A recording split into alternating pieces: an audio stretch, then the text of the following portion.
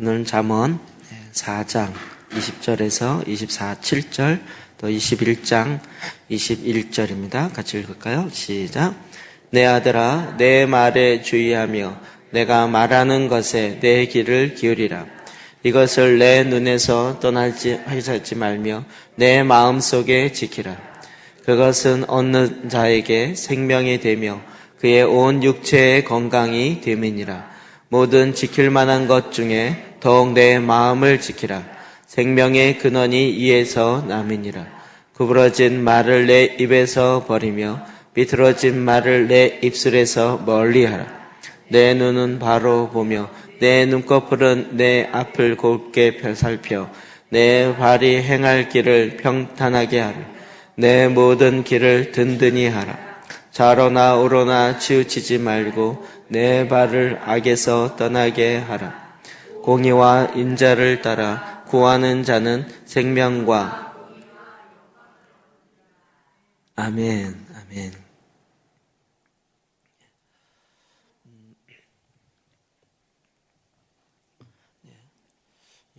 덕과 영광은 하나님으로부터 나오는 하나님의 성품입니다.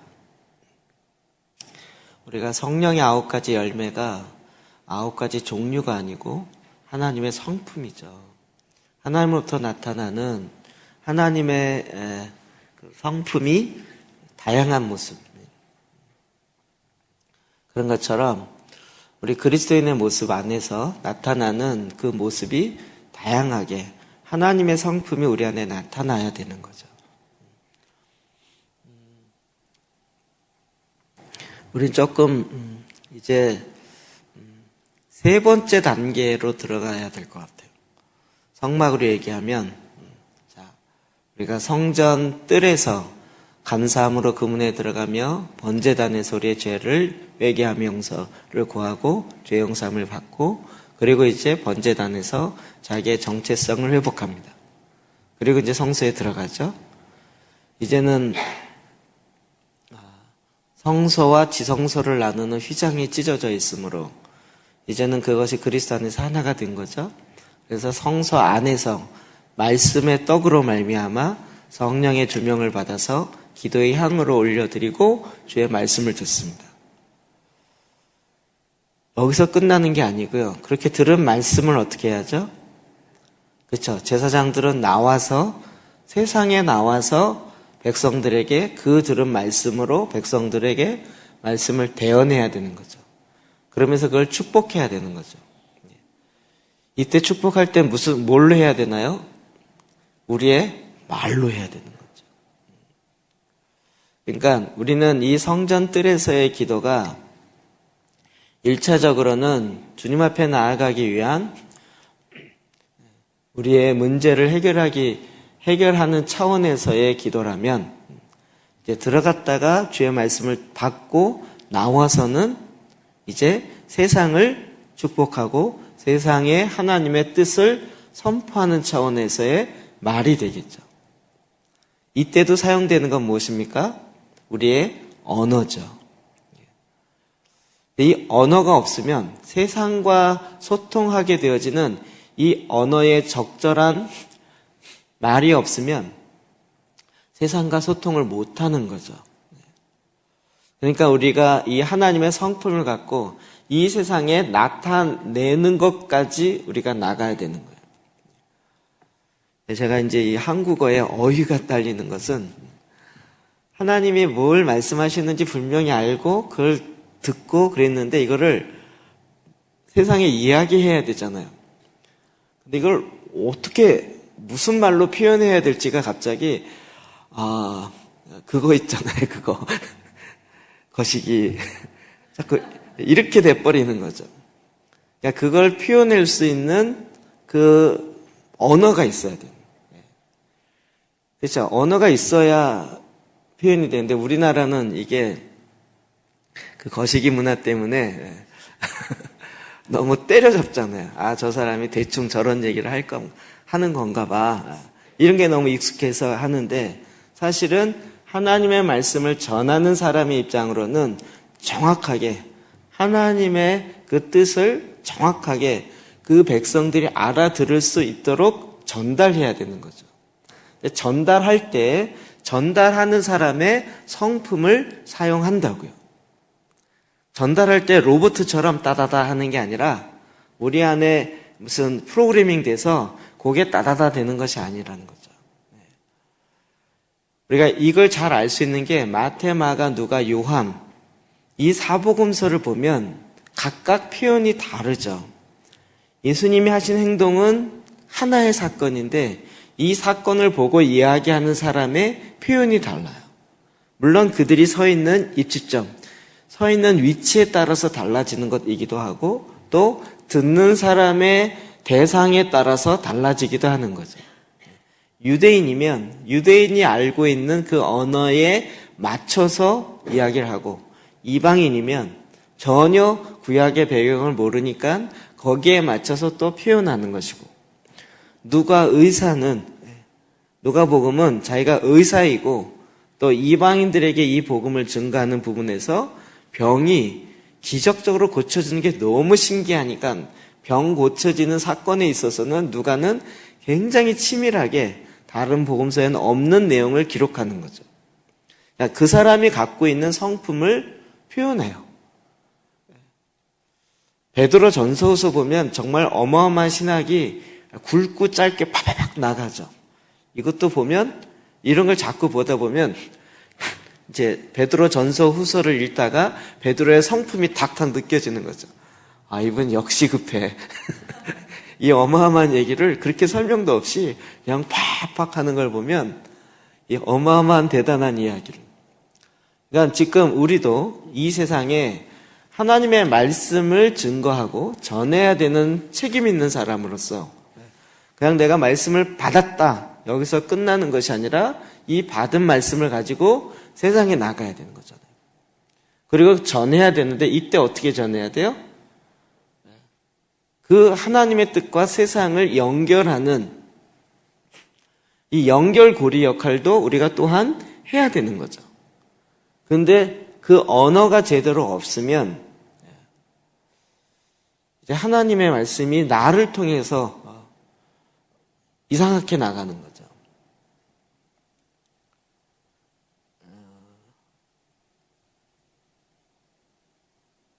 개인적인 얘기를 해서 죄송하긴 하지만 차이계 목사님을 제가 이렇게 옆에서 계속 만나서 이야기를 해보니까 일본 사람들이 굉장히 무서워요. 한국 사람도 무서워하고 왜 무서워하는지를 본인이 몰라요. 또 본인은 말을 하는데 왜 사람이 무서워하냐는 거예요. 근데 그분이 말을 배울 때 일본어를 배울 때 일본의 약간 조폭계에 있는 사람들과 대화하면서 배웠기 때문에 그게 일본 말이라 설교할 때도 그 말로 표현해요. 그건 듣는 사람이 이게 뭐 우리는 이 말씀을 믿어야 됩니다 이런데 이 말씀 안 믿으면 죽여버려 막 이렇게 가버리면 이게 듣는 사람이 이렇게 되는 거죠. 그러니까 그 사람의 성품을 통해 드러나게 되는 거죠. 그러니까 지금 우리가 하나님의 말씀을 듣기 위해서 받기 위해서 성소 안에 들어가는 것도 굉장히 중요하지만 그 받은 말씀을 이제는 세상 가운데 나가서 전하려고 할 때도 그때 하나님의 성품이 내 안에 내 인격으로 담아져서 나타나기 때문에 그래서 내 이 육과 관련되어진 이 세상과 접목해서 관련되어진 육의 문제, 혼의 문제가 굉장히 중요한 거죠. 반면에 소위 말하는 영지주의자이거나 아니면 너무 영적인 것만 추구하다 보면 들어가서 음성은 엄청 듣고 신비한 것도 엄청 많이 보고 많이 경험했는데 나와서는 이게 잘 안 되는 거죠. 그러니까 문제는 들어가서가 아니라 나와서 그걸 표현하는 것에 문제가 있다는 거죠. 제가 그래서 들어가기 위한 첫 번째 단계, 들어가서 말씀을 받고 그 단계, 그 다음에 이제 나와서 그 말씀을 전하는 단계, 이 차원에서 지금 세 단계를 이야기하는 거죠. 그냥 다 중요한 거예요.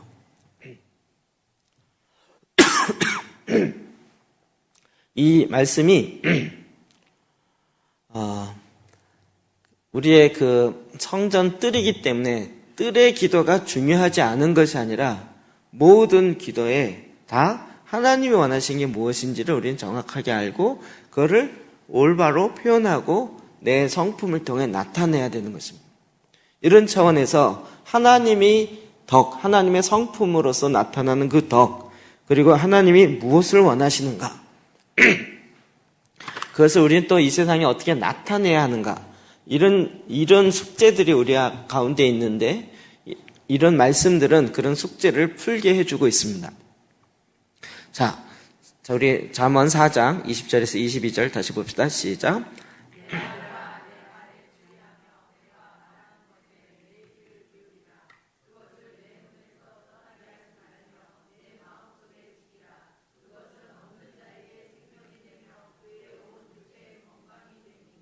아멘. 우리는 이 이야기를 거꾸로 풀어갈 수가 있죠. 육체의 건강이 됨이래요. 오늘날 육체의 건강에 대해서 관심이 되게 많죠. 제가 어렸을 때 보면 이렇게 미국 영화를 보면 얘네들이 조깅을 하잖아요. 그때 우리나라에 조깅하는 문화가 없었어요. 조깅하는 걸 보면서 뭐라 그랬냐면, 봐봐, 열심히 먹고 뭐하러 힘을 빼? 열심히 밥 먹고 그 힘 갖고 일하기도 힘이 부족한데 그걸 왜 아침부터 뛰어갖고 힘을 빼냐고.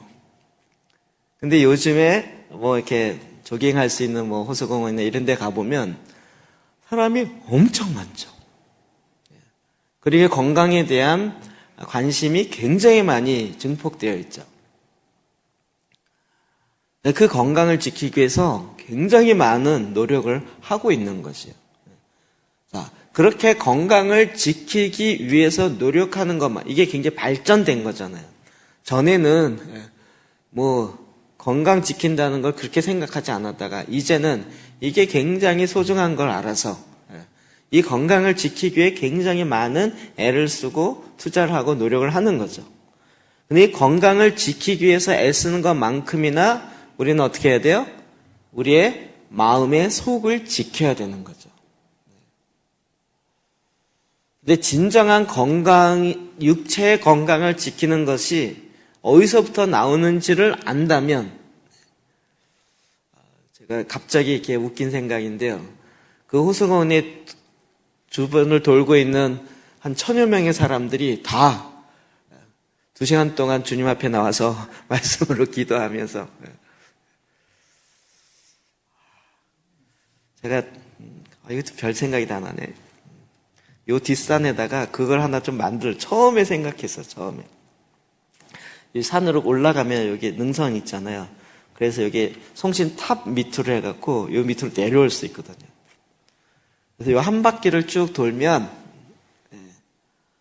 운동이 참 잘 될 뿐만 아니라, 이런 건 어디가 잘해놓냐면, 캐톨릭이 잘해놔요. 화성에 무슨 캐톨릭 수도원 같은 데가 있는데, 거기 가면 이렇게 한 바퀴를 쫙 돌면서 예수님의 생애를 이렇게 해놓은 곳이 있어요. 전에 거기를 좀 자주 갔었거든요. 그런 것처럼 가는 곳마다 제 1기도, 2기도, 3기도, 4기도 이렇게 놓는 거예요.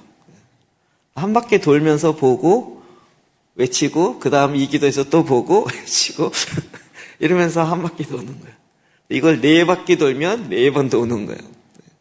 그래서 말씀의 숲, 말씀의 정원 이래갖고 여기다 이렇게 만들어 놓으면 어떨까라고 별 생각을 다 하죠. 그런 생각을 했어요. 괜찮죠? 그래서 정말 우리가 했는 말씀들을 딱딱 이렇게 나무에다 아예 목각으로 이렇게 해놔가지고 딱 걸어 놓는 거예요.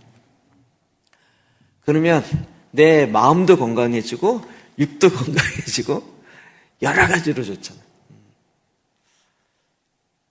그래서 여기다 계단도 좀 만들고, 그래서 저 산 꼭대기에 2번인가 3번 올라갔었어요, 저는. 산도 아니죠. 근데 육체의 건강을 지키는 것이 뭐라고요? 우리의 마음의 건강을 지키는 거예요. 그 마음은 어디서부터 나와요? 생명의 근원이 여기서부터 나오는데 하나님으로부터 나와서 그 마음으로 담아지는데 여러분 이것을 잘 듣고 지켜야 되는 거예요. 건강을 지키기 위해서 육체의 건강을 지키기 위해서 노력하는 것만큼이나 그보다 더 많은 제가 아데프 박사님께 물어봤자 그랬잖아요. 늘 금식하고 늘 예배하고 물어보면 어제도 1시간밖에 못 잤다 그러고 2시간밖에 못 늘 밤새서 기도했다는 도대체 이분은 언제 자고 언제 그러다 제가 약간 농담 삼아서 이렇게 물어봤어요. 아데프 신부님은 운동은 안 하시죠? 그랬더니 쓱 웃으면서 경배하는 게 운동입니다. 근데 정말 그게 본인들에게 충분히 운동이 되더라고요.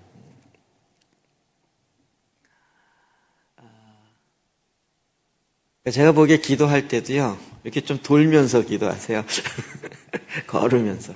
가만히 앉아서 하지 마시고, 왔다 갔다 하시고, 걸으면서 하시고. 유대인 회당에는 의자 자체가 없다니까요.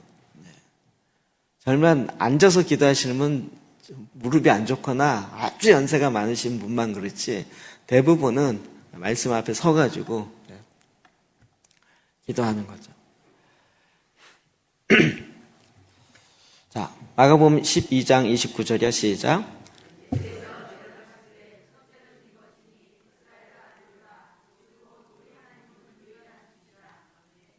아멘. 첫째 계명은 하나님은 유일하시다는 거예요. 하나님은 한 분 하나님이시라는 거예요.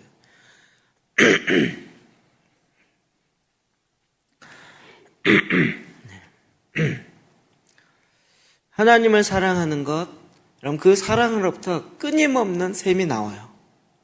그리고 그 사랑으로부터 내 마음이 끊임없이 새로워져요. 이건 영원해요. 우리가 해가 뜰 때 아침마다 해가 뜨는데요. 그 해가 뜨는 게 지겹지가 않고요. 날마다 새로워요. 그것처럼 하나님의 성품도 날마다 새로워요. 그와 같은 하나님을 날마다 만나고 날마다 경험하는 거예요. 제가 요즘에 성경 계속 이제 우리가 정해진 기도재단 본문을 읽을 때 이제는 웬만큼 성경 아는 것 같아 라고 생각하고 읽는데 읽을 때마다 왜 이렇게 새롭죠? 아마 고린도 후서 처음 읽는 것 같은 느낌이 드는 거예요. 아, 맞아, 이런 말씀이 있었지? 이러면서 아득한 옛날 읽었던 것 같아 이러면서 하나님의 말씀을 날마다 우리 안에 새롭게 다가오는데요.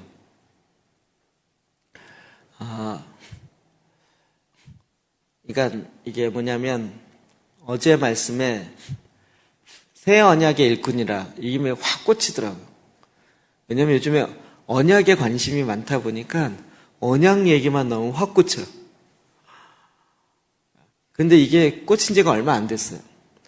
전에 언약에 대해서 잘 정리가 안 됐고 몰랐을 때는 그냥 쑥 읽었어요. 아유, 언약에 대한 얘기구나. 그냥 휙 넘어갔는데 언약에 대해서 딱 눈이 떠지고 언약에 대해서 알게 되니까 하나님이 언약을 어떻게 이루셨어요.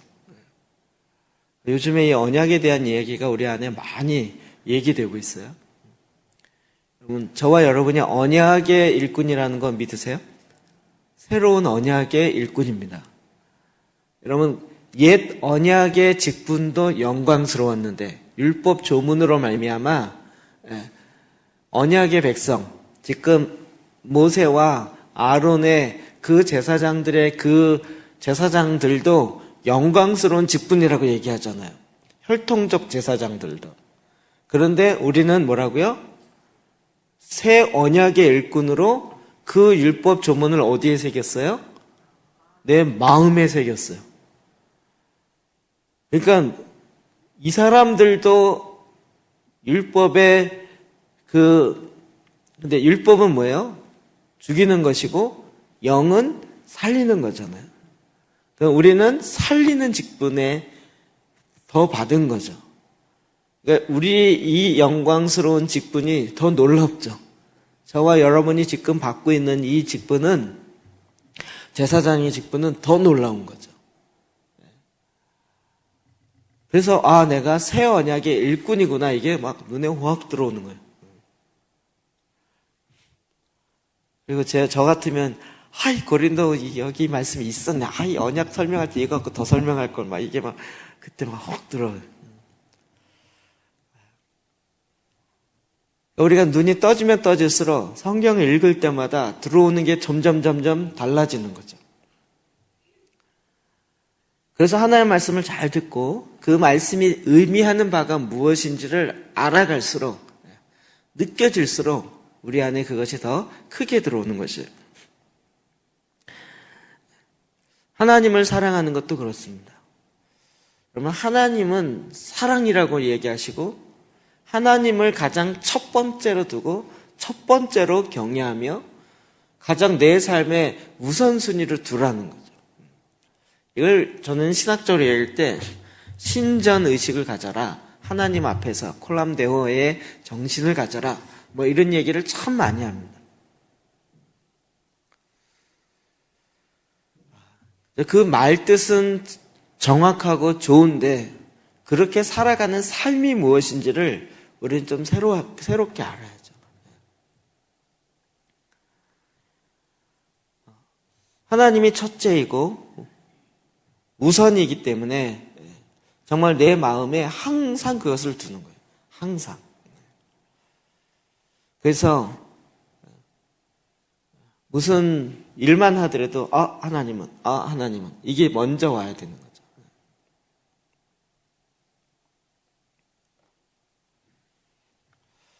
마가복음 4장 9절 볼까요?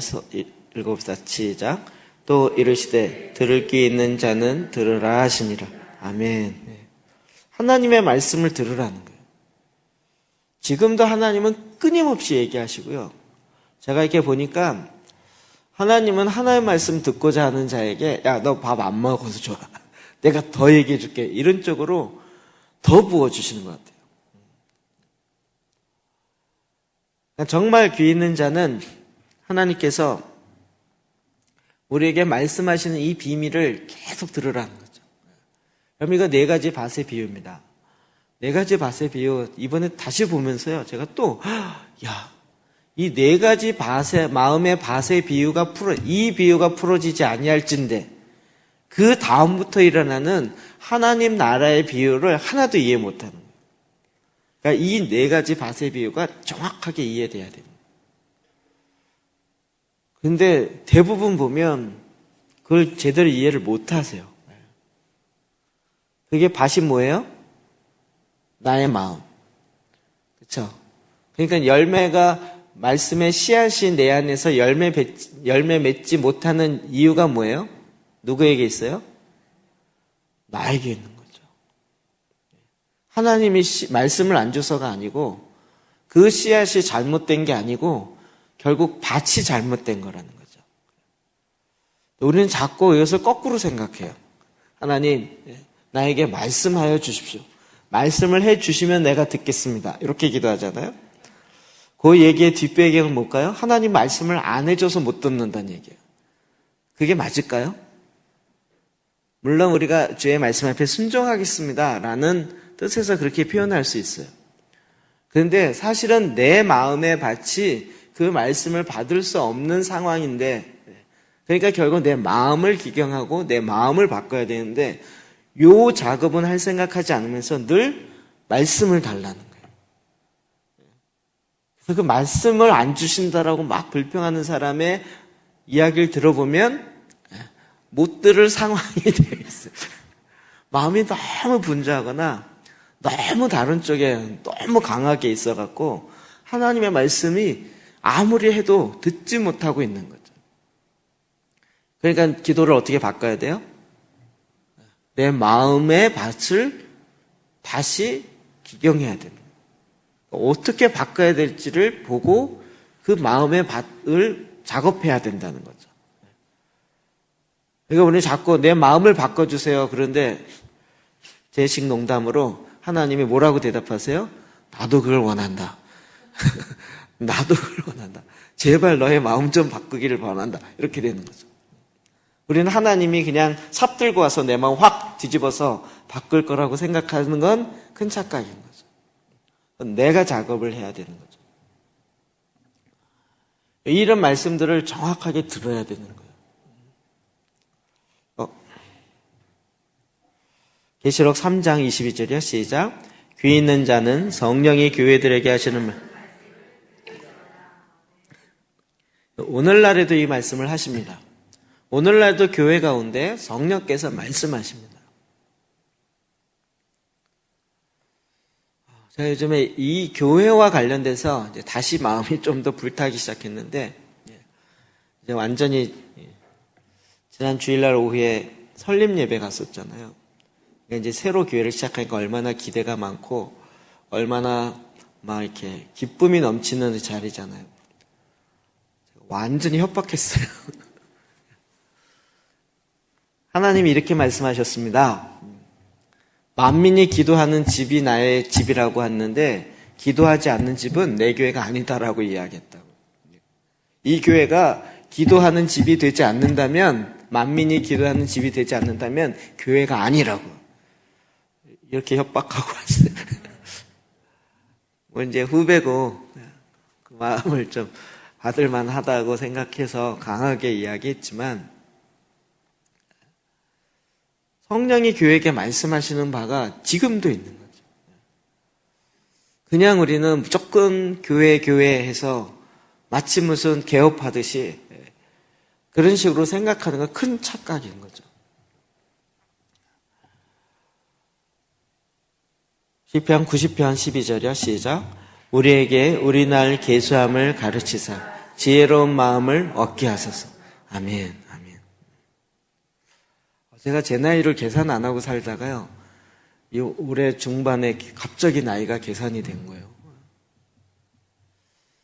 그게 제가 이 얘기 몇 번 했는데, 전국을 네트워크하는 것과 제가 언젠가는 하겠지라고 생각했는데, 그 언젠가가 6년만 지나면 어떻게 되냐면 제가 60이 됐더라고요.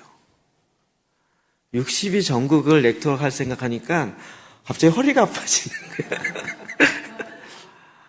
아이고, 이거 50대 해야 되겠구나라고 생각하니까, 4, 5년 안에 해야 되는 거예요. 그렇잖아요. 나를 계수함을 제가 이번에 제 나이 생각 안 하고 계속 이렇게 좀 사역하고 이러다가 사람들이 저를 어려워해요. 그래서 뭐가 어렵냐고, 내가 말하는 투도 어른같이 얘기 안 하고 애들처럼 얘기하고 편하게 얘기하는데 뭐가 어렵냐고. 아니요. 어려우시다. 그래서 왜 오면 나이가 많으시잖아. 그래서 손이 올라갔다가 그렇구나. TK에서 목사님들 만나서 이제 같이 이렇게 하다 보면 저를 너무 어려워하는 거예요. 왜 이렇게 어려워하지? 내가 어렵게 하나? 그러다가도 느낌 중에 하나는, 하여튼 나이 연배가 하여튼 자기가 부목사일 때 담임 목사 연배랑 같다는 거예요. 그러니까 이게 갑자기 저는 그 되게 싫어하는데 그런 모드로 확 바뀌더라고요. 여러분, 정말 우리가 평생 할 수 있는 것 같지만 그렇지 않죠. 날의 계수함을 우리가 배워야 되는 거예요. 젊은 사람들이요, 정말 어른들의 얘기 틀리지 않죠. 20대가 평생 갈 것 같죠. 제 딸이 요즘에 계속, 아빠, 내년이면 내 나이가 몇인지 알아? 23이야. 말이 돼? 이러는데, 말이 돼? 이러는데, 제가 야, 웃기긴 한데, 웃지는 못하고, 공감은 해줘야 되겠는데, 너 걔 나이보다 제 나이가 더 많이 느껴지니까, 네, 없으니까 하는 얘기지만, 도대체 자기가 이렇게 나이가 든 거에 대해서 이해가 안 되고 너무 충격적이라는 거야.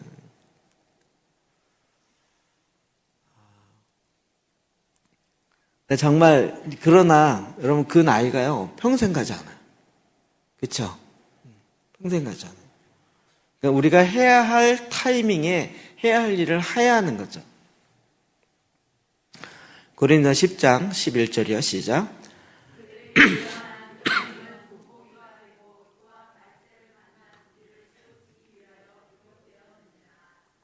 아멘.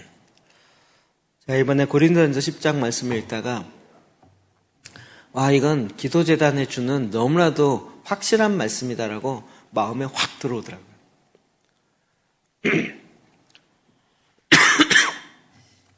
사실 그 앞에 있는 말씀과 연결되어 있는데 7절부터 계속 단어가 반복돼요. 그들 가운데 어떤 사람과 같이 너희는 우상 숭배하는 자가 되지 말라.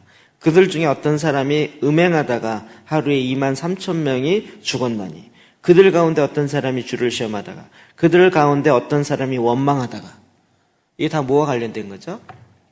이스라엘 백성이 출애굽했을 때 사건과 관련된 거예요. 그런데 이런 일을 기록한 이유가 뭐냐면 일어난 이런 일은 그러니까 이스라엘 백성이 우상 숭배하고 간음하고 또 하나님을 시험하고 그러다가 결국 하나님 앞에 심판받고 이런 것이 기록된 이유가 뭐냐는 거예요. 다 우리에게 본보기가 되고 또한 말세를 만난 우리를 깨우치기 위하여 기록되었느니라. 우리는 이런 말씀을 보면서 이스라엘이 왜 이렇게 우상숭배를 해? 얘네들 이러면 안 되는 거예요. 이 말씀을 왜 우리에게 기록해 놓았다고요? 나를 깨우치기 위해서 기록해 놓은 거지 이스라엘 백성이 얘네들이 이렇게 우상숭배를 잘한다라는 그 사실을 기록하기 위해서 적은 게 아니라고요. 그러니까 말씀에 있는 모든 사건들은 지금 다 뭐예요? 나에게 본보기가 되고 나를 깨우치기 위해서 주었던 말씀인 거죠. 그러니까 말씀 우리가 이렇게 접해야 되는 거예요.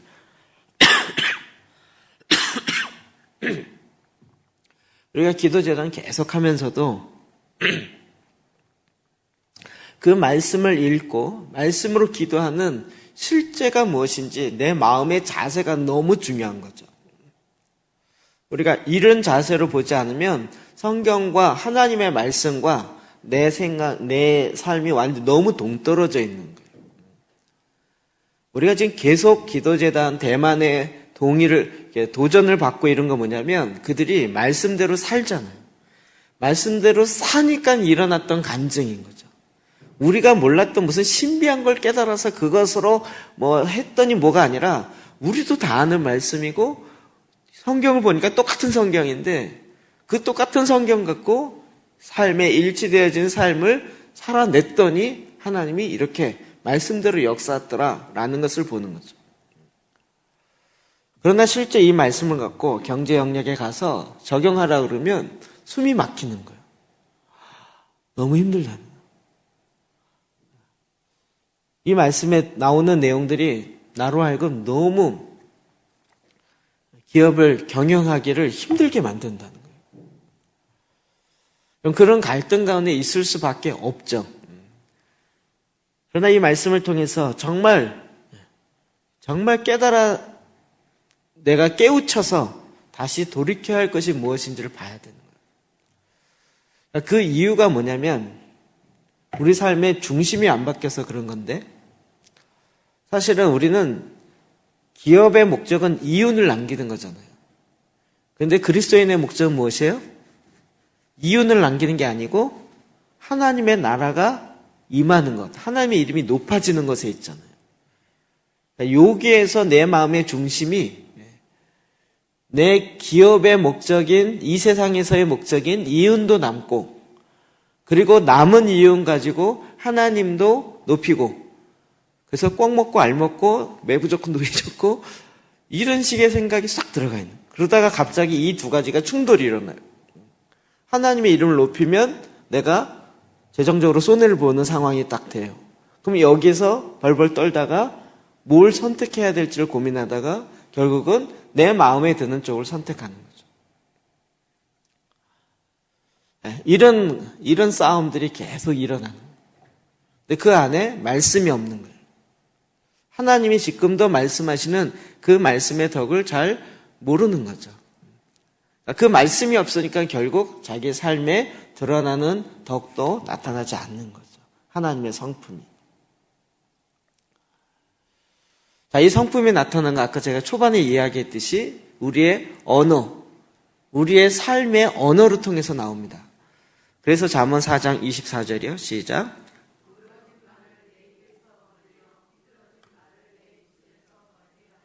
아멘. 구부러진 말을 내 입에서 버리며 삐뚤어진 말을 내 입술에서 멀리하라. 구부러진 말, 삐뚤어진 말. 근데 여러분 이게 습관이라는 거 이제 이해되시겠죠? 나는 그것만 보인대요. 근데 사실 그것만 보는 습관을 가진 거죠. 저도 그런 습관이 있어요. 제가 이제 선교단체 간사를 하다 보니까 정통 라인을 제대로 인정하기 싫어하는 이 습관이 있어요. 그래서 내가 뭐 정통파 무슨 신학교를 나왔다 그러면 속으로 저게 진짜 정통일까? 한번 파헤쳐보자. 막 이러려는 게 있어요.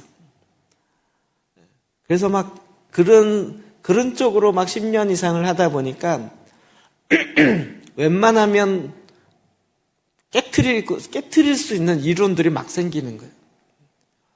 그리고 그 패턴이 내 안에 사고의 패턴이 딱 들어오니까 제일 먼저 딱 사건을 보면 부정적인 것부터 막 보기 시작하는 거예요.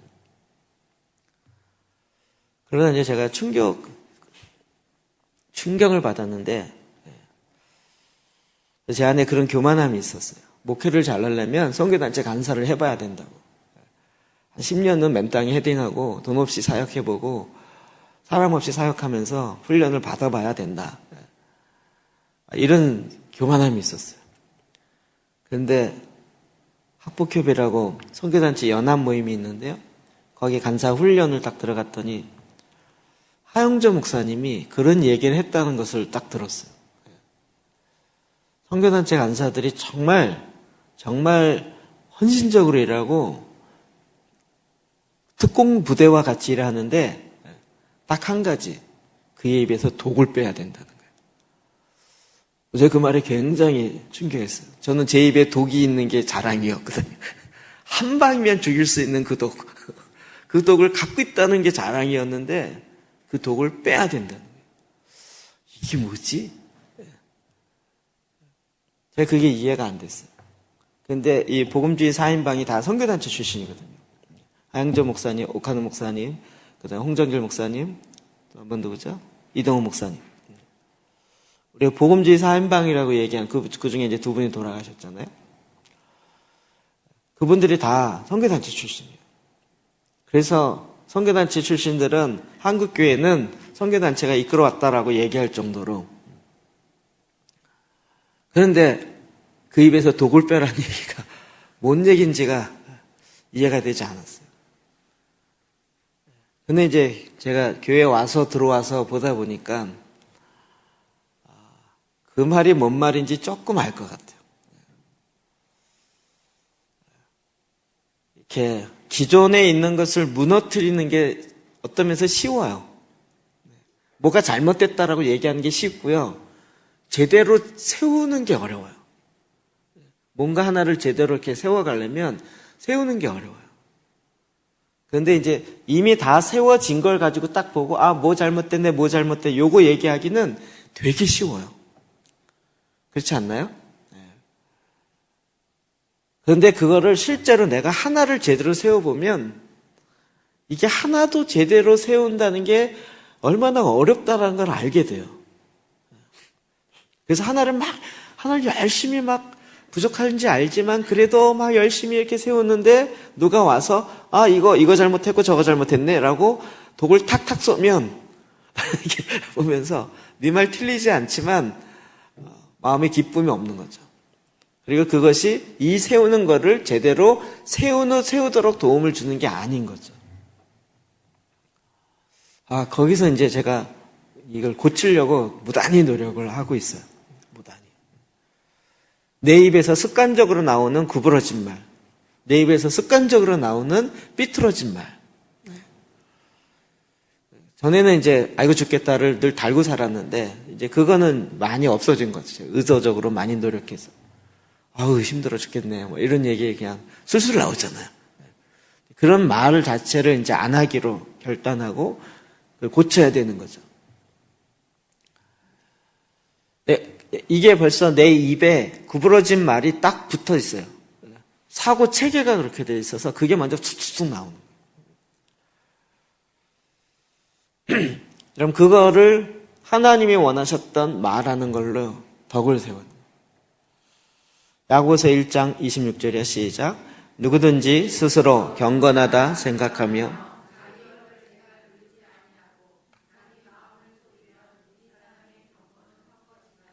아멘. 경건을 이야기하면서 혀를 재갈 물리지 아니하고 자기의 마음을 속이면 이 사람의 경건은 헛것인 거죠. 야고보는 이 사도 아니죠. 야고보서는 굉장히 직설적으로 이야기해요. 우리가 경건하다 그러면서 우리의 이 혀를 재갈 물리는 거예요. 그러니까 내 입인데 내 마음대로 말을 못해? 라고 생각하고 그냥 있는 대로 말을 하고 표현하는 것이 좋은 것 같지만 사실은 그것이 마음 안에 있는 것이 나오면서 계속 죽이는 말, 비판하는 말로 가게 되는 거죠. 23절 볼까요? 시작. 가난한 자를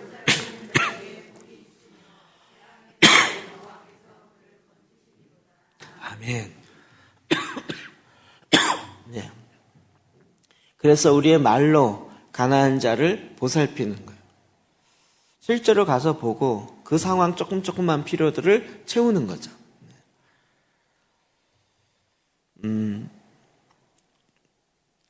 여러분 이게 보살피는 게 그러니까 이렇게 어른들이 아이들에게 그의 필요를 조금 알고 도와주는 건 굉장히 쉬운 일이에요. 조금만 하면 되는 거예요. 근데 아이들은 그걸 하기 위해서 몇박 며칠해도 못하는 경우가 많이 있거든요. 그래서 시간을 내주는 게 굉장히 중요해요. 이게 큰 차이죠. 보통 이제 사랑이 무엇이냐라고 했을 때 부모들은 사랑을 자녀들을 위해서 자기가 열심히 일해서 밥 먹여주고 필요한 거 돈 대주고 이게 사랑이라고 생각해요. 그래서 기성세대는 굉장히 love is money라고 생각해요. 그를 위해서 내가 모든 걸 대줬다. 근데 자녀들은 사랑을 뭐라 하냐면 love is time이라고 생각해요. 나랑 함께 해줬던 시간. 이게 사랑이라고 느껴요. 돈을 많이 줬는데 사랑 같이 하는 시간이 없었어요. 그러면 사랑이라고 느끼지 못하는 거죠. 나를 버려뒀다라고 느끼는 거예요. 그러면 부모가 이제 배신감을 느끼는 거예요. 내가 너를 위해서 내가 정말 먹고 싶은 것도 안 먹으면서 이 돈을 다 해서 내가 널 이렇게 뒷바라해 줬는데 뭐라고 해준 게 하나도 없다고? 이러면서 네가 내 뒤통수를 때려? 이런 식으로 거꾸로 이야기하게 되는 거예요.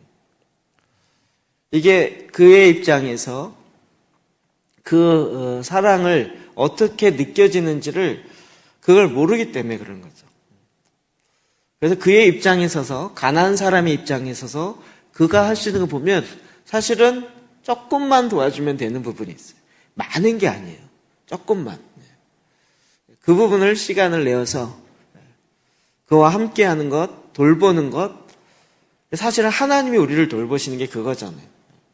아니 지금 우리가 사실 저는 이럴 때 이상한 상상이 막 되죠. 우리가 막 기도하는데 하나님이 야 내가 지금 지구와 달을 돌리느라고 시간이 없다. 이 우주를 내가 지금 관리하느라고 너의 기도 들을 시간이 없다. 미안하다. 이래도 사실 우리가 할 말이 없어요. 그렇죠. 하나님 오죽 바쁘시겠냐고요. 전 세계에서 올라오는 기도를 내가 한 번 읽기도 바쁘다야.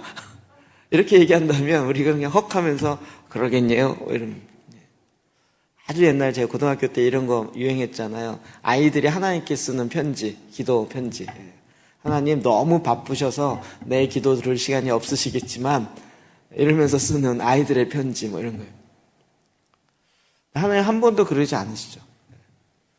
우리에게 다가오셔요. 우리와 함께 하나님의 사랑을 나타내세요. 표현하시고요.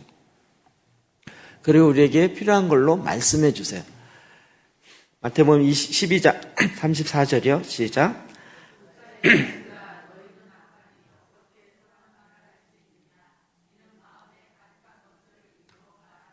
아멘.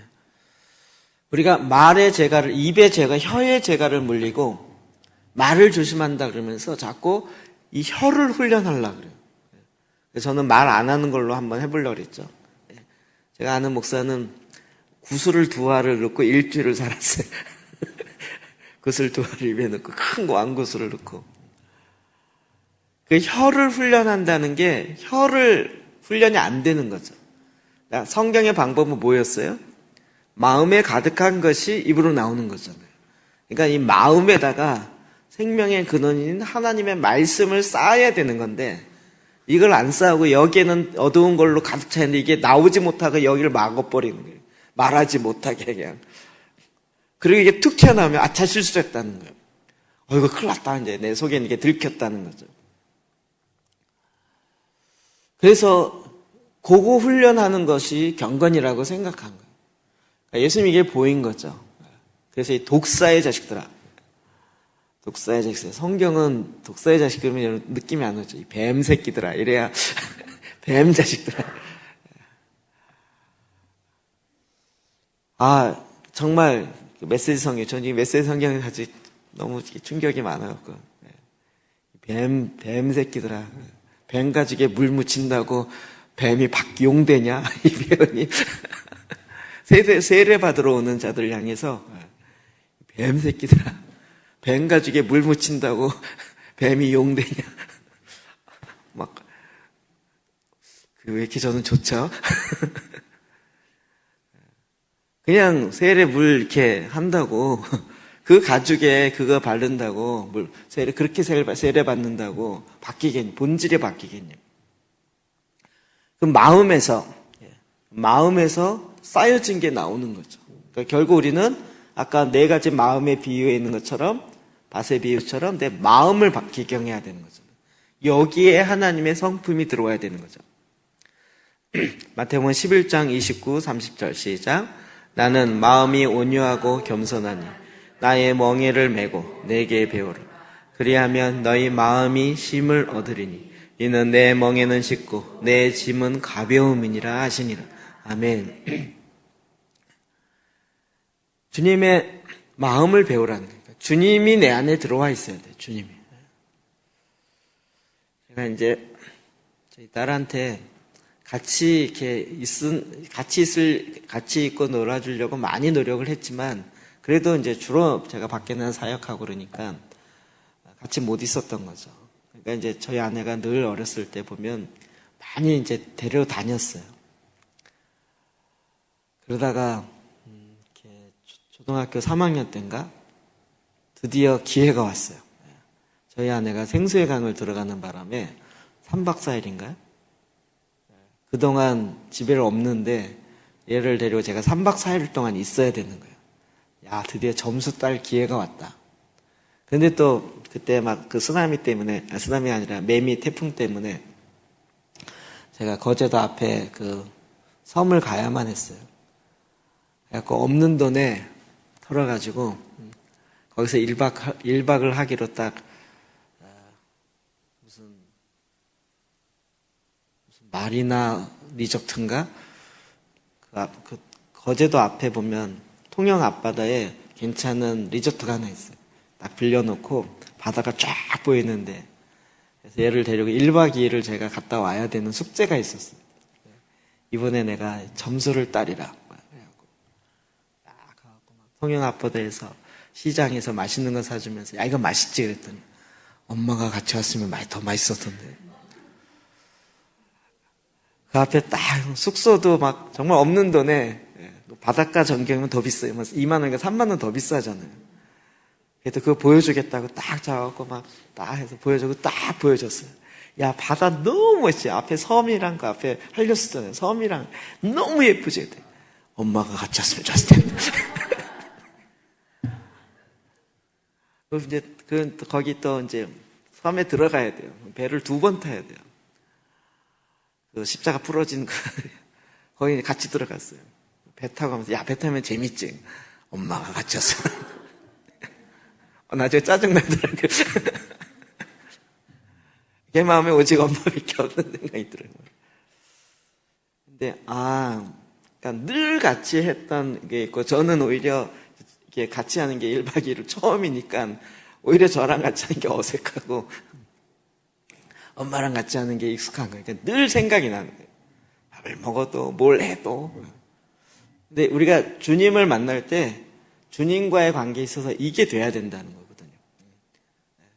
그냥 무의식적으로, 주님은 어떻게 했을 텐데, 주님은 어떻게 했을 텐데, 이게 내 마음에서부터 있어야 툭툭 나오지. 아니, 초등학교 3학년께 무슨 세뇌를 시켰겠어요?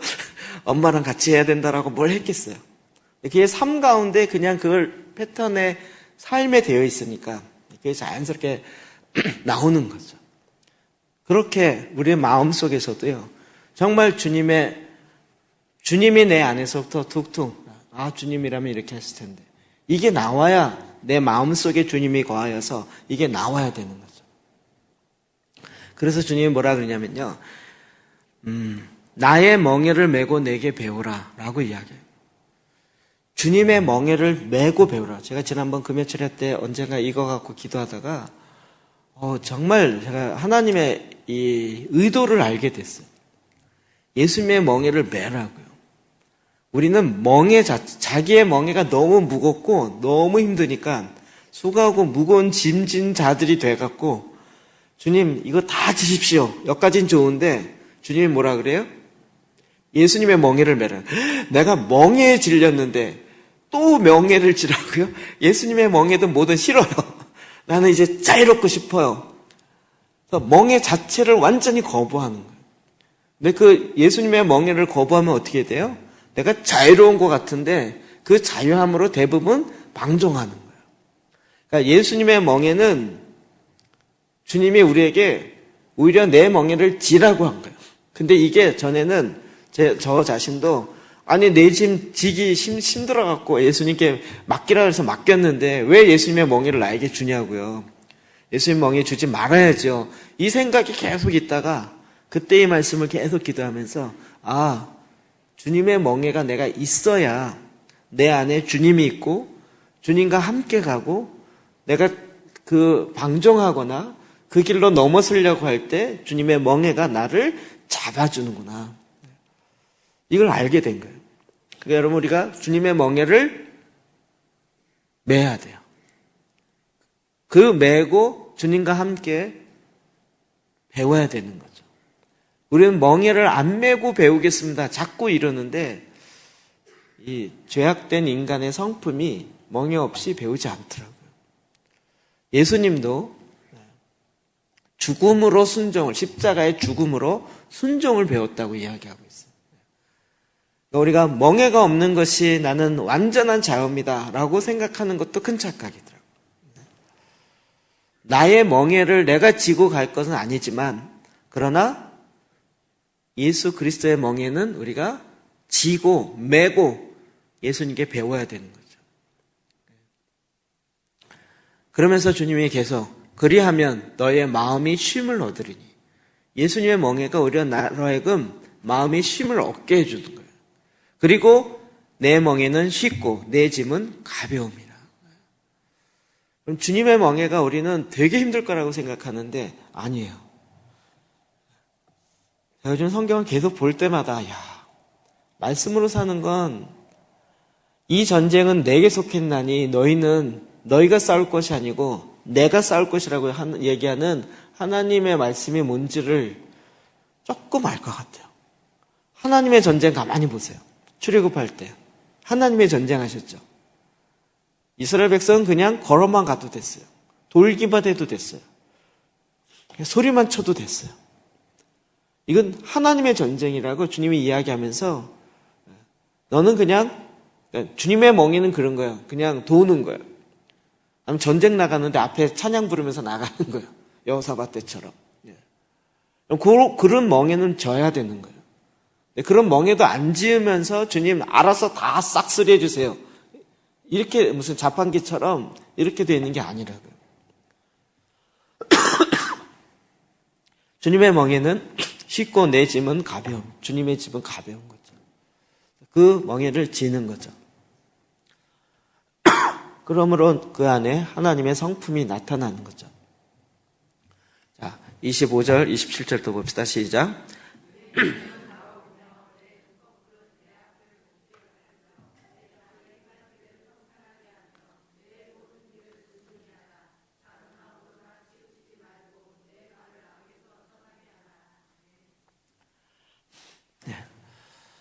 결국 우리 마음에 채우는 건, 이거는 제가 보기에 우리 각 지체에 많은 보혈의 능력이 훨씬 더 잘 설명해 주는 것 같아요.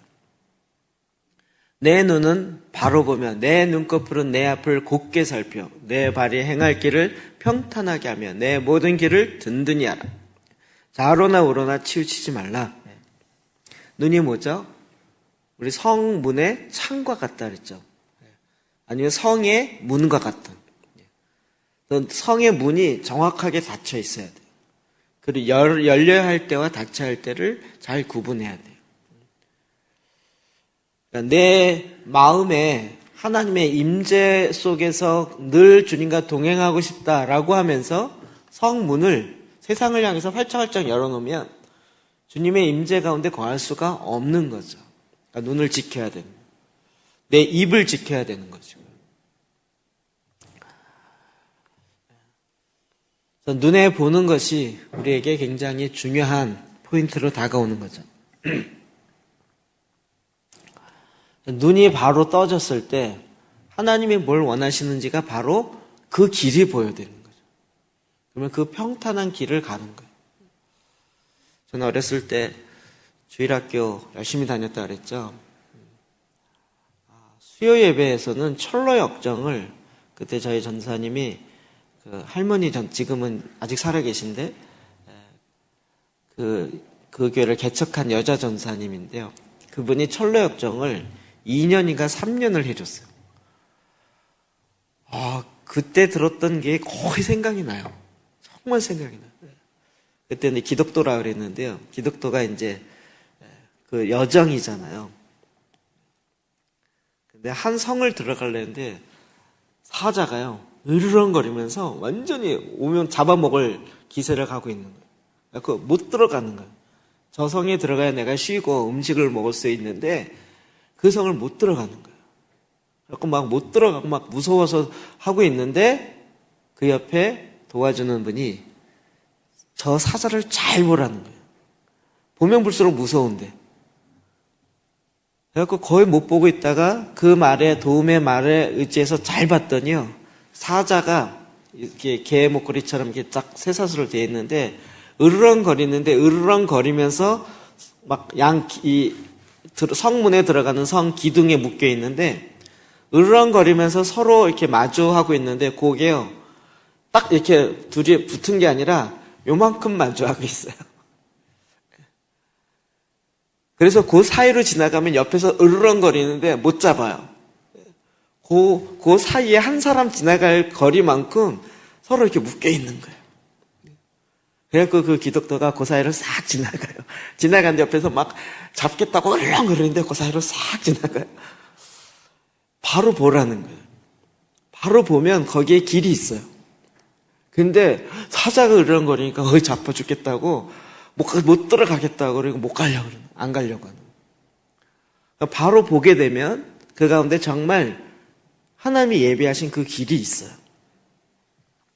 그래서 우리가 좌로나 우로나 치우치지 말고 내 발을 악에서 떠나는 거죠.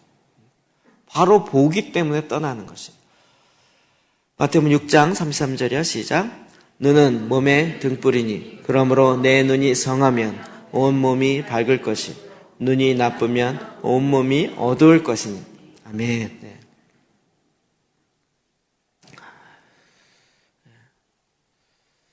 물론 이거 지난번에 내 눈에 임하는 보혈의 능력에서 굉장히 중요한 부분으로 이야기 다뤘던 부분이에요. 그래서 우리가 보는 거, 이 몸의 등불이에요. 눈이. 그 보는 것이 들어가는 거예요. TV나 CF나 그 다 우리에게 지금 설교하고 있는 메시지를 계속 전하는 거죠. 이걸 사라, 이걸 사라. 이걸 살아야 당신이 이 연예인처럼 날씬해지고 예뻐집니다. 이 화장품을 바르면 당신이 이렇게 된다. 이런 메시지를 자꾸 넣는 거예요. 여러분, 아무리 발라도 그 연예인처럼 안 됩니다. 빨리 깨셔야 됩니다. 그 메시지에 속지 마십시오. 그러니까 우리가 늘 뭘 보는지가 너무 중요한 거예요. 제가 몇 번 말씀드렸지만 성경을 10장 읽고 더 읽는 건 너무 중요한 거예요. 우리가 시간이 나면 엉뚱한 거 봐요. 시간 날 때 성경을 다 봐도 부족할 만큼 성경을 봐야 돼요. 그게 낫지 않을까요? 시간만 나면 이상한 잡지 보거나 이런 것보다 시간만 나면 나 성경 아직 10장 못 읽었는데 이러면서, 그리고 나 10장을 충분히 읽었다 거기에 만족하고 끝내지 말고 난 그러면 오늘은 20장씩 읽기 시작할 거야 이러면서 분량을 늘려가기 시작하는 거예요. 그래서 내 눈이 계속 주님의 말씀의 법에 기이한 것들 계속 보는 거죠. 갈라디아서 6장 1절이야. 시작. 형제들아.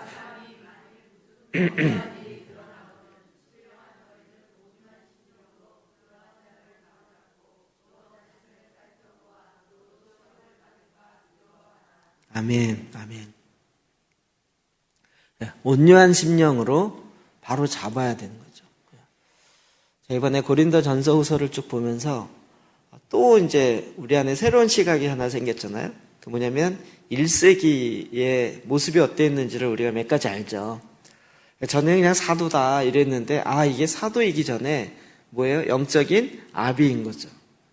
영적 아비들은 어떤 은사가 있었어요?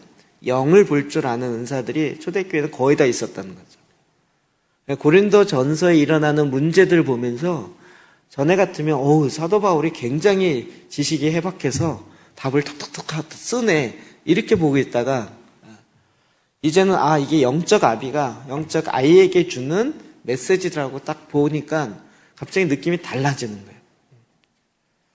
정말 무슨 범죄한 일을 바로 잡아요.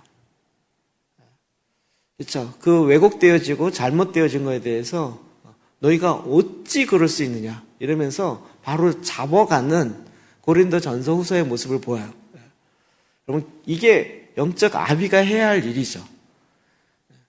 교회 안에서 잘못되어진 일이 뻐젓이 일어나고 있고 막 분파로 인해서 일어나고 있는데 이걸 보면서 그냥 넘어가는 게 아니라 그걸 바로 잡아야 되는 거죠. 누구는 바울파다, 누구는 베드로파다, 누구는 아볼로파다, 나는 그리스도파다 이래가면서 어느 파가 옳으냐라고 서로 싸우고 있어요. 누가 옳아요? 누가 옳아요? 이걸 보면서 사도 바울이 뭐라 그래요? 너희들이 어찌하여 싸우느냐는 거예요. 누가 누구를 위해서 있냐는 거죠. 이해되세요? 여러분, 그 사역자들이 성도를 위해서 있어요? 성도가 사역자를 위해서 있어요? 하나님이 이들을 하나님의 일꾼으로 삼았는데 왜 일꾼으로 삼았어요? 성도들을 가르치고 훈련하라고요. 누가 지금 주된 핵심이에요, 사실은? 성도인 거죠. 이게 다 너희를 위해서 한 건데 거꾸로 이 얘기를 바꿔보면 이거예요. 우리 자녀에게 공부하라고 선생님을 4명 붙여놨더니 애들이 나 이 선생님 저 좋아, 이 선생님 저 좋아 그래갖고 공부는 안 하고 싸우고 있어요. 가회 선생님 붙여놨더니. 그러니까 부모의 입장에서 보면서 뭐라 그러겠어요? 야, 가회 선생님 중요하냐? 네가 중요하냐? 선생님을 왜 붙였겠어요? 자녀에게 가르치라고. 그런데 지금 그 고린도 교회는 이걸로 인해 싸우고 있었잖아요. 그러면서 이 문제를 정확하게 진단하고 바로 잡아가고 있는 과정을 가는 거죠. 그렇지 않나요? 그런 영적 아비들이 나타나는, 그리고 그렇게 권면하고. 여러분, 이렇게 권면하는 것에 대해서 이상하다 생각하지 마시고 정말 하나님의 말씀에 뭐라고 되어 있는가를 이렇게 보라는 거죠. 권면할 때 특별히 옳고 그름으로 이야기하지 마시라고요. 제가 이 얘기는 정말 수도 없이 합니다. 옳은 것을 이야기하는 것이 죽은 사람을 살리지 않습니다. 옳고 그름을 따지는 경우는 옳든지 그르든지 그가 지금 따지고 있다는 것 자체가 하나 되어짐을 깨트리고 있다는 거예요. 선악을 알게 하는 지식의 나무의 패턴으로는 어떠한 것도 선하게 만들 수가 없어요. 생명나무 열매로 말미암아 생명으로만 생명이 다시 거듭나고 생명이 살아나지, 생명이 아닌 차원에서 옳고 그름을 따지는 것으로 죄악된 것을 바로 잡을 수가 없어요. 이 얘기 제가 하도 많이 했죠. 그러니까 바로 잡을 때 그냥 옳고 그른 것뿐만 아니라 진정한 생명이 무엇인지를 봐야 되는 거죠.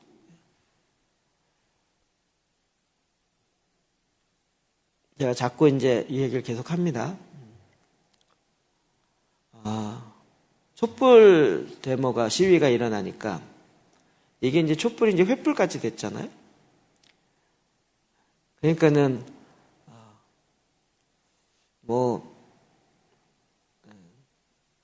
거기 대항해서 지금 이제 태극기 저희가 일어났잖아요. 이번에 100만 명 모였다 이렇게 얘기하는데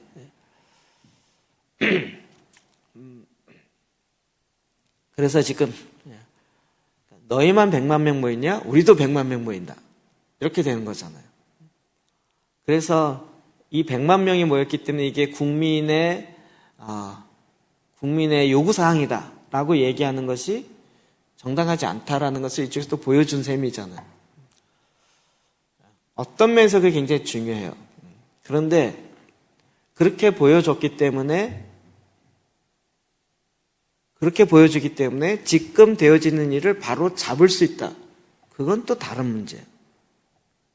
그렇지 않나요?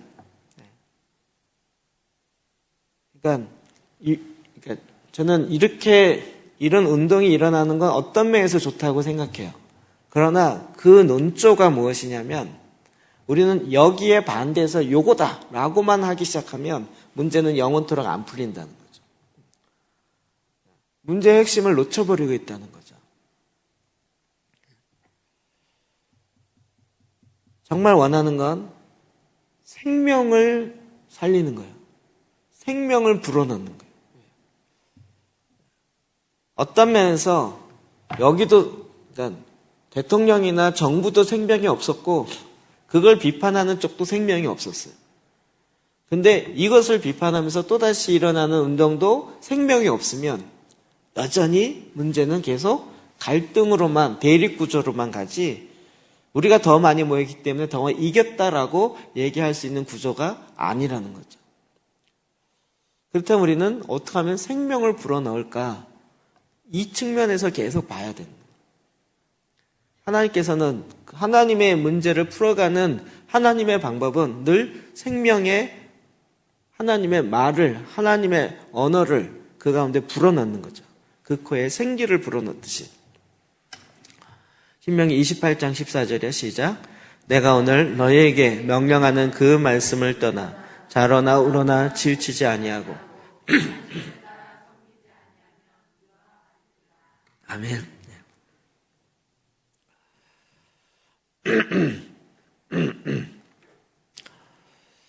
우리에게 정말로 필요한 것은 이제 저의 입장이긴 하지만 지금 100만 명이 시청 앞에 모이지 않기 때문에 이런 일이 일어났다가 아니라 하나님과 이성을 가운데 무너진 데를 막아서는 중보자 한 사람이 없기 때문에 일어난다라고 보는 거죠.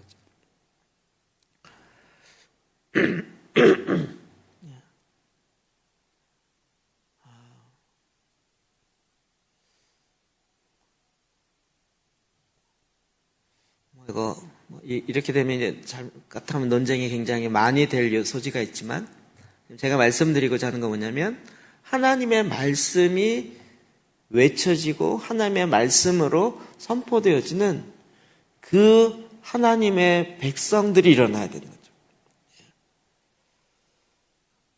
굳이 데모의 모습으로 나타나지 않는다 할지라도 각 처에서 하나님의 역사로 일어날 수 있는 하나님의 백성이에요.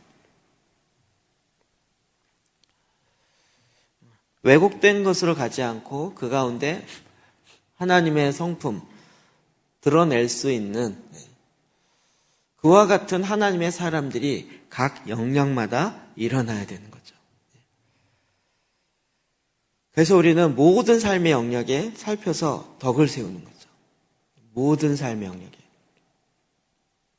하나님의 말씀이 무엇인지를 보고, 그리고 이제는 그 부분에서 좌로나 우로나 치우치지 아니하고 하나님의 말씀에 순종해서 나아가는 그 삶을 살아가는 것입니다.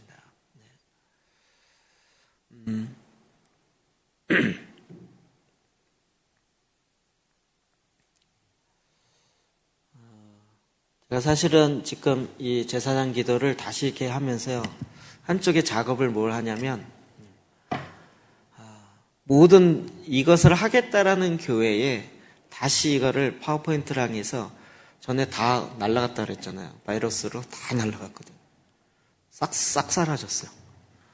다시 그걸 지금 만드는 작업을 하고 있어요. 왜냐하면 나누려고요. 여러분에게도 이제 각 방별로 그렇게도 해야 될 필요성도 있고, 또 다른 교회에서도 말씀으로 기도하고 제사장 기도를 하려고 할 때 반드시 목사님이 그 본문을 풀어주고 그래야 하기 때문에 그분들이 그렇게 할 때 그래서 할 수 있도록 도움을 주려고요. 그걸 다시 만드는 작업을 하는 거예요. 어떻게 하든지 할 수만 있으면 살펴갔고요. 우리 TK에는 모든 자료를 제가 굳이 만드는 이유는 만들어서 나누려고요. 우리 아데프 박사님의 뭐 강의나 이런 것도 굳이 책자로 만들고 자료주로 만들고 이번에도 2,000권 찍었거든요. 우리만 쓰려면 그렇게 할 필요 없어요. 그냥 녹취한 거 복사해갖고 이렇게 바인더로 탁 묶어서 쓰면 돼요. 그러면 일도 간단하고 이렇게까지 크게 일 안 벌려도 돼요. 근데 나눠야 되겠다는 마음이 있어요. 그러니까 우리만 쓰고 끝이다 그러면 저도 일이 간단하고 편한데 이것을 나눠야 되겠다고 생각하면 완전히 차원이 달라져요. 그냥 우리가 녹취록해서 아래 한 걸로 뽑아, 우리 제사장 기도가 원래 그랬잖아요. 처음에 복사해서 나누었잖아요. 아래 한 걸로 이렇게 작업해갖고 제가 편집해서 그냥 호축해서 툭 찍어가지고 그래서 나눠주고 그걸로 사용하다가 사람들이 요청하고 그러니까 이거 나누기 위해서는 책으로 만들어야 되겠는데, 책으로 만들려면 벌써 편집 디자인 들어가야 되고 옵셋이 들어가야 되고 기본적으로 찍으면 1,000권 이상 해야 되고 이러면 너무 일이 많아지는 거예요. 근데 그걸 그냥 감당하기로 한 거죠. 그렇게 만들어서 딱 보니까 나눠주기가 너무 좋은 거예요. 그럼 우리가 이 수고를 좀 해야 돼요. 여러분의 경험도 이제 나눌 수 있는 기회들이 많이 있을 것이에요. 그럴 때 덕을 세우고 그 나눌 때 우리가 까딱 잘못하면 자기 자랑이 되기 쉽고, 자기의 경험 나누다가 하나님의 이름을 높이는 게 아니라 자기의 이름을 높이는 엉뚱한 길로 충분히 갈 수 있어요. 그렇다고 해서 나누지 않는 것이 최상이냐? 그건 또 아니잖아요.